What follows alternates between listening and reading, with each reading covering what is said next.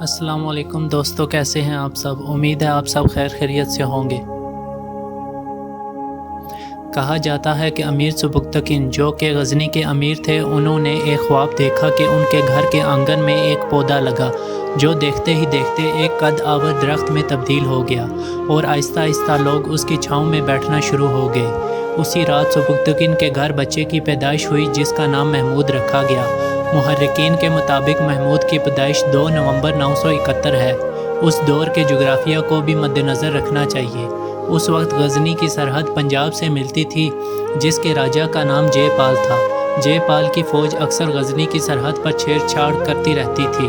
جے پال نے امیر سبکتگین کے خلاف محاذ قائم کرنے کے لیے افغان سردار شیخ حمید لودھی کو بھی اپنے ساتھ ملا لیا تھا۔ اس بات میں کوئی شک نہیں کہ محمود غزنوی بچپن سے ہی ملکی سیاست کو غور سے دیکھ رہا تھا۔ وہ ہر ملکی امور میں دلچسپی لے رہا تھا کیونکہ بعد میں اسی نے حکومت سنبھالنی تھی۔ لیکن دوسری طرف محمود غزنوی کے والد گرامی جنگ کے حق میں نہیں تھے۔ لیکن جب جے پال نے سبکتگین کے خلاف سندھ کی مسلمان حکومتوں کو اپنے ساتھ لیا اور جنگ کے لیے حرکت کی تو سبکتگین نے بھی اپنے جانبازوں کو ساتھ لیا اور ہندوستان کی سرحد عبور کی۔ دونوں فوجوں کے درمیان ملتان کے مقام پر پہلا معرکہ ہوا جس میں محمود نے بھی اپنے والد کے ساتھ حصہ لیا۔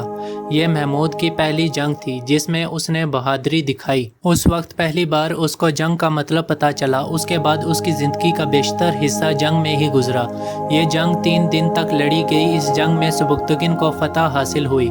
راجہ جے پال نے جنگ ہارنے کی صورت میں صلح کی درخواست کی اور بدلے میں بھاری تاوان جمع کرنے کی پیشکش کی، جس پر امیر سبکتگین نے حامی بھر لی اور راجہ جے پال کے کچھ نمائندے ساتھ لے لیے اور اپنے کچھ وزراء کو وہیں چھوڑ دیا، اور شرط رکھی گئی کہ راجہ جے پال کے نمائندے تب تک نہیں چھوڑے جائیں گے جب تک جے پال سبکتگین کے وزراء کے ہاتھ تاوان کی ساری رقم نہیں بھجوا دیتا۔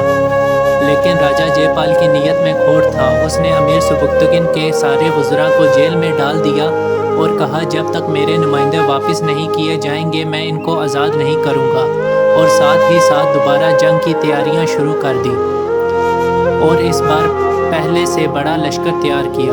امیر سبکتگین کو جب اس بات کا علم ہوا تو انہوں نے دوبارہ جہاد کا اعلان کیا۔ جہاد کا سن کر ہزاروں مسلمان نوجوان امیر سبکتگین کے جھنڈے تلے شہید ہونے کے لیے تیار ہو گئے۔ محمود غزنوی بھی یہ سب کچھ دیکھ رہا تھا اور اب وہ ایک تجربہ کار سپاہی بن چکا تھا۔ امیر سبکتگین پھر ایک بار اپنا لشکر لے کر روانہ ہوا اور سب سے پہلے افغانستان کے مشہور شہر ملغان پر حملہ کیا اور اسے فتح کیا۔ اس کے بعد وہ پنجاب کی طرف بڑھا اور دریائے اٹک تک پہنچ گیا۔ وہاں پر پھر دونوں فوجیں آمنے سامنے ہوئیں اور ایک بہت بڑی جنگ لڑی گئی جس میں ایک بار پھر جے پال کو ہار کا سامنا کرنا پڑا اور جے پال بڑی مشکل سے اپنی جان بچا کر اپنے دارالحکومت پنجاب میں پہنچا۔ جے پال نے وہاں سے پھر صلح کی غرض سے قاصد امیر کی طرف بھیجا۔ کہا جاتا ہے کہ اس بار امیر سبکتگین صلح کے حق میں نہیں تھے، لیکن محمود نے والد کو مشورہ دیا کہ صلح کر لی جائے اور اگر جے پال نے پھر کوئی چال چلی تو ہم پھر اس سے لڑیں گے اور اس کی ذلتوں میں اضافہ کریں گے۔ لہٰذا جے پال سے صلح کر لی گئی اور اس بار جے پال نے تاوان دینے میں جلدی کی اور اپنی جان بچائی۔ اس کے بعد امیر نے فائق کی بغاوت کو دبایا اور سامانی تاجدار نوح بن منصور کی مدد کی۔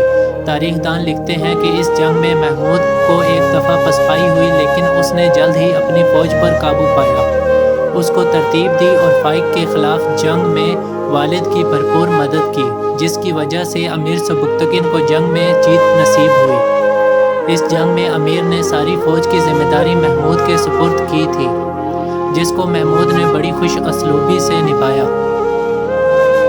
اس معرکے میں امیر نے خراسان فتح کیا اور محمود کے حوالے کر دیا۔ یہ دوسری بڑی ذمہ داری محمود کو دی گئی تھی۔ امیر اس کے بعد غزنی واپس آ گیا اور وہاں ان کا 387 ہجری میں انتقال ہو گیا۔ امیر کے 3 بیٹے تھے، محمود، نصر اور اسماعیل۔ باپ کے انتقال کے بعد اسماعیل تخت پر بیٹھنا چاہتا تھا لیکن نصر اور خود محمود کا یہ خیال تھا کہ غزنی کے تخت پر اسی کو بیٹھنا چاہیے۔ اس بات پر نصر اور محمود کی اسماعیل کے ساتھ جنگ ہو گئی جس کا نتیجہ یہ نکلا کہ اسماعیل کو شکست ہوئی اور محمود غزنی کے تخت پر بیٹھ گیا۔ محمود چاہتا تو اسماعیل کو مار سکتا تھا، لیکن اس نے ایسا نہیں کیا۔ اب محمود کا کوئی حریف نہیں تھا۔ اس کے بعد محمود غزنوی نے بہت سے محاذ فتح کیے اور اسی کے ساتھ ساتھ اپنی سلطنت میں علم اور فنون کو بھی فروغ دیا۔